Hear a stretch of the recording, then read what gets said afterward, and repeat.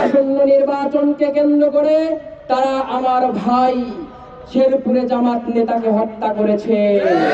আমরা আজকের এই সমাবেশ থেকে এই হত্যার তীব্র নিন্দা এবং প্রতিবাদ জানাই। এর পরবর্তী সময়ে যখন দেখেছিল যে আমরাই ক্ষমতায় এসেছি এটা ভেবে তারা যে অপকর্ম শুরু করেছে নির্বাচনকে কেন্দ্র করে, সেই অপকর্ম আরো বৃদ্ধি পেয়েছে। যত দিন গেছে তত তাদের জনপ্রিয়তা হারিয়ে ফেলেছে।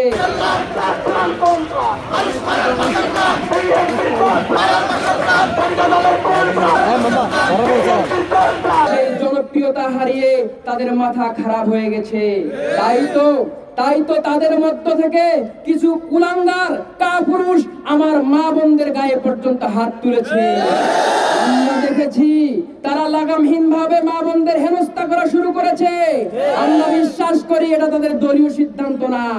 যেই নেতা কর্মীরা আমার মা বোনদের গায়ে হাত তুলেছে, আমি তাদেরকে স্পষ্ট ভাষায় বলতে চাই, সামনের দিনে আমার মা বোনদের গায়ে হাত দেওয়ার আগে একবার চিন্তা করে নেবেন, একবার ভেবে নেবেন, প্র্যাকটিস করে আসবেন আপনার হাত পা না থাকলে, হাত পা অবশ হয়ে গেলে কিভাবে চলতে হয়।